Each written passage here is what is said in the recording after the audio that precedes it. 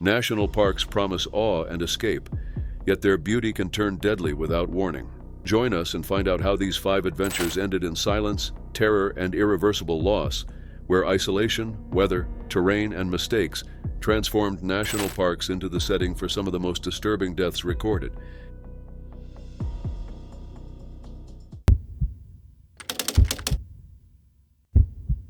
At 31 years old, Matthew Dunmire had moved to Ohio to make a fresh start, keeping close ties to his children and holding on to long-term plans that seemed, on the surface, entirely ordinary. In early March 2021, nothing about his routine suggested that a meeting he anticipated would place him in irreversible danger. Matthew grew up in Virginia and later relocated to the Cleveland area, where he worked at a screen printing shop and spent time playing guitar. Co-workers later described him as focused on self-improvement, including efforts to reduce his drinking. He was a father of 2, and although his children lived back in Virginia, they remained an important part of his life. Chelsea Perkins, also originally from Virginia, was 35 at the time. She was a U.S. Coast Guard veteran who later became an online content creator and model. Matthew and Chelsea knew each other from high school, having attended the same school between 2005 and 2009. In 2017, Chelsea reported to Virginia Beach Police that Matthew had assaulted her. Investigators determined there was not enough evidence to file charges, and no case proceeded at that time. The allegation, however, would turn out to be a pivotal part of Chelsea and Matthew's story. Years later, the two reconnected and arranged to meet in Ohio. Matthew told co-workers that he was planning to meet a woman he had met online who was visiting the area. He appeared to believe the meeting was casual. Chelsea traveled more than 300 miles from Alexandria, Virginia to Ohio in her husband's white smart car. After picking Matthew up, the two spent the night at a vacation rental she had booked under her own name. Surveillance footage later placed them together at multiple locations, including a gas station and a nearby shop. On the morning of March 6, 2021, Chelsea drove Matthew to Cuyahoga Valley National Park in Valley View, Ohio. They parked near the Terra Vista Natural Study Area, a secluded section of the park that includes wooded terrain and a cemetery. They hiked past the cemetery, crossed ravines, and moved off established trails into a remote area with little public visibility. Chelsea had brought a loaded firearm with her. Once they were deep in the woods, she fired a single shot that ended Matthew's life. The manner of the shooting was later described as execution style. Witnesses in the park that morning reported hearing a gunshot within a narrow time window. Other hikers encountered a woman matching Chelsea's description alone on the trail shortly afterward, noting that she appeared emotionally detached and was dressed in all black rather than typical hiking clothing. Chelsea left the park and began driving west, later traveling to Michigan, where she obtained a tattoo depicting a noose before returning to Virginia. On March 9, 2021, hikers discovered Matthew's remains near the Terra Vista Cemetery. He was identified through an ID card found on him. An autopsy confirmed the cause of death as homicide due to a single gunshot wound to the back of the head. A plastic water bottle found near the body later yielded DNA from both Matthew and Chelsea. The investigation relied on extensive forensic and digital evidence: GPS data, phone records, social media activity, EZ-Pass toll records, surveillance footage, ballistics testing, and DNA analysis all linked Chelsea to the killing. A search of her Virginia home uncovered 3 9mm pistols, one of which was matched to the bullet recovered from Matthew's skull. Investigators also found a deleted note on her phone that appeared to be a fabricated farewell note written in Matthew's name around the time his body was discovered. Chelsea was eventually arrested and charged in federal court because the killing occurred on national park land. She pleaded guilty. Prosecutors described the act as carefully planned and driven by revenge. In sentencing, the court acknowledged both the calculated nature of the crime and arguments related to Chelsea's past trauma. Chelsea received a sentence of 22.5 years in federal prison, followed by 5 years of supervised release. Matthew's family described lasting harm caused by his death, emphasizing the loss to his children and loved ones. At 63, Lance Crosby had spent years working and living in the proximity of Yellowstone National Park, walking its trails and navigating its wild spaces with confidence shaped by experience. In August 2015, he set out alone near a part of the park he knew well, moving through terrain that was beautiful, remote, and unforgiving. Lance was originally from Montana and was described as an experienced hiker. He had lived and worked in the Yellowstone area for 5 seasons and was a long-term seasonal employee of MedCorps, the organization that operates urgent care clinics inside the park. His role meant he was deeply familiar with Yellowstone's environment and the realities of working in an ecosystem shared with large wildlife. Despite that experience, he was hiking alone on the day he died, and he was not carrying bear spray, a safety tool strongly recommended for travel in grizzly bear habitat. In early August 2015, 2015, Lance was hiking in the Lake Village area of Yellowstone National Park near the Elephant Back Loop Trail. This region includes dense vegetation and off-trail areas that limit visibility. Investigators later determined that Lance unexpectedly came upon an adult female grizzly bear accompanied by 2 cubs. The encounter was believed to have happened suddenly, leaving little opportunity for avoidance or retreat. Evidence at the scene showed that the bear attacked Lance and inflicted fatal injuries. An autopsy later confirmed that he died from traumatic injuries caused by a grizzly bear attack. The condition of the scene suggested the encounter did not end immediately. A significant portion of Lance's body had been consumed, and the remains were covered with dirt and pine needles, indicating the bear may have intended to return. Wildlife experts noted that this behavior is inconsistent with a brief defensive encounter by a female bear protecting her cubs. Lance was reported missing when he failed to report for work. Park rangers later found his body on August 7th in a popular off-trail area less than a mile from the Elephant Back Loop Trail, an area he was known to frequent. Shortly after the discovery, park staff set traps in the area. An adult female grizzly bear was captured within 24 hours at the site where Lance's body was found, along with her 2 cubs. DNA testing later confirmed that hair collected near the body belonged to the captured bear, and puncture wounds on Lance's body were consistent with the bite size of that female. Investigators also confirmed that the cubs were present during the attack. Based on the totality of evidence, Yellowstone officials concluded that the captured bear was responsible for the fatal attack. A key factor in their decision-making was the consumption and caching of Lance's body, which indicated predatory behavior rather than a purely defensive response. To protect public safety and prevent bears from associating humans with food, the National Park Service made the decision to euthanize the bear. Officials stated that such decisions are not taken lightly and are guided by established bear management policies and long-term population considerations. The 2 female cubs, deemed too young to survive in the wild without their mother, were transferred to the Toledo Zoo. Trail closures around the Elephant Back Loop Trail and nearby areas were put in place following the attack and later lifted once the situation was secured. Lance's death stands as one of the most disturbing fatalities to occur in a U.S. national park, underscoring the very real dangers present in grizzly territory and reinforcing long-standing safety guidance, including traveling in groups, staying alert, and carrying bear spray at all times. Bailey Mulholland built her life around movement in high places. At 26, she was known in Boulder for her energy, discipline, and comfort in exposed terrain. The kind of athlete who sought challenge not for spectacle, but for the clarity it brought. On a summer morning in July 2023 in Rocky Mountain National Park, she stepped onto a narrow ridgeline she understood well, where progress demanded focus and where a single misstep could carry irreversible outcomes. Bailey was a Boulder native who had earned a reputation as an accomplished climber, runner, and scrambler. Friends described her as driven, curious, and endlessly enthusiastic, someone who trained hard and thrived in technical environments. She ran cross-country in high school, which sparked a lifelong passion for endurance sports and later became deeply invested in mountain running and climbing. She studied at the University of Colorado Boulder, ultimately graduating in 2020 with a double major in Chinese and computer science, and began working as a computer software engineer. After being laid off during a wave of tech cuts, she used her severance to devote more time to climbing and running while searching for a new role. Her athletic resume was extensive. Bailey held the women's fastest known time on the first Flatiron and briefly held a round-trip fastest known time on Mount Sanitas. She placed 8th among more than 100 women in the Minotaur Sky Race in June 2023. Beyond the mountains, she was a yoga instructor, a skilled baker, a violinist of more than 20 years, and an avid reader.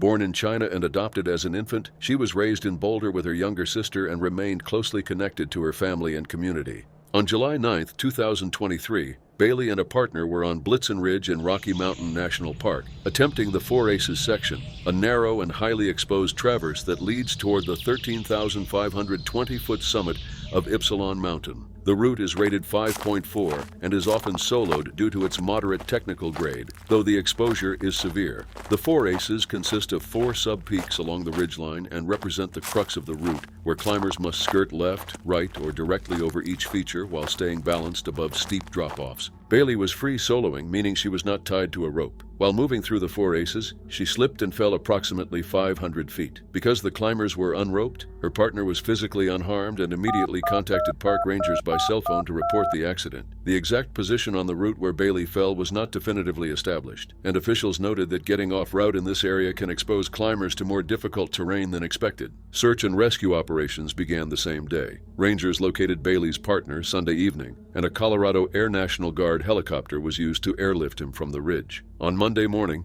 Rescue teams returned to the area above Ypsilon Lake and conducted a helicopter long-line recovery of Bailey's body. Her remains were then transported to the Larimer County Medical Examiner's office. In the aftermath, tributes poured in from the running, climbing, and yoga communities, reflecting the breadth of Bailey's impact. She was remembered as confident, lively, and supportive, someone who trained relentlessly while encouraging others around her. Her death stands as one of the most disturbing fatalities to occur in a U.S. national park, underscoring the unforgiving reality of free soloing in high-altitude terrain. Even for athletes with exceptional skill, preparation, and experience, Rocky Mountain wilderness allows no margin for error, and the consequences can be sudden and final. Alex Chu was no stranger to steep slopes, long approaches, or the mental demands of moving through high alpine terrain. At 41, he returned to the mountains with purpose, drawn back to an environment that had shaped much of his identity over the years. In early June 2025, he was high on North America's tallest peak, moving through a place where scale, exposure, and weather leave little room for hesitation. Alex was an experienced ski mountaineer with deep ties to the climbing community. While he was listed as a Seattle resident, records and social media posts indicated that he had moved back to Brooklyn, New York in 2023. He worked as an aerospace engineer for the Federal Aviation Administration and was known among friends and peers as an active and dedicated mountaineer. He had handled multiple alpine climbs in the past and regularly spent his weekends mountaineering, skiing, or rock climbing. After the COVID pandemic, Alex had stepped away from frequent high-altitude climbing for a period, focusing on work and maintaining fitness through running. His return to Alaska marked a renewed effort to reconnect with the adventurous life he once lived more consistently. In early June 2025, Alex was climbing Mount McKinley, also known as Denali, located within Denali National Park and Preserve. Rising to 20,310 feet above sea level, the mountain is the tallest in North America and is notorious for extreme cold, volatile weather and severe altitude effects. Alex was ascending the West Buttress route, the most commonly used path on the mountain, but one that remains extremely dangerous. Despite its popularity, the route includes exposed sections where a fall can be catastrophic. Alex was traveling with two companions, and the group was moving unroped as they traversed a section of the route known as Squirrel Point. Traveling without a rope can increase speed and efficiency, but it leaves climbers without protection if someone slips. At approximately 12,000 feet above sea level while crossing steep and exposed terrain, Alex lost his footing. He fell roughly 3,000 feet, or about half a mile down an exposed, rocky and serac-covered face toward the Peters Glacier. His companions witnessed the fall. They attempted to lower themselves down as far as conditions allowed, but they were unable to see or hear Alex. The terrain was too steep and hazardous to continue safely. Faced with worsening conditions and no visibility of him, they made the decision to descend the West Buttress route to seek help, eventually reaching Denali Camp 1 at around 7,800 feet. Rescue efforts were immediately complicated by severe alpine weather. High winds, snow, and poor visibility prevented both ground teams and helicopters from accessing the accident site. For 2 days, search operations were unable to reach the area where Alex had fallen. During this time, the mountain remained in peak climbing season, with approximately 500 climbers on its slopes. On the morning of June 4th, weather conditions improved on the north side of the Alaska Range. This allowed two mountaineering rangers to depart from Talkeetna in a helicopter to conduct an aerial search. The rangers located Alex's body at the base of the fall near the Peters Glacier and recovered his remains. They then returned to Denali National Park and Preserve headquarters, where Alex was transferred to the state medical examiner. The investigation into the incident remains open. The National Park Service noted that a similar fatal accident occurred near the same location in 2010 when an unroped French mountaineer fell toward the Peters Glacier and was never recovered. Alex's death stands as one of the most disturbing fatalities to occur in a U.S. national park, a reminder of Denali's unforgiving nature. The incident highlights how, in high-altitude mountaineering, a single misstep in extreme terrain can overwhelm experience, preparation, and strength.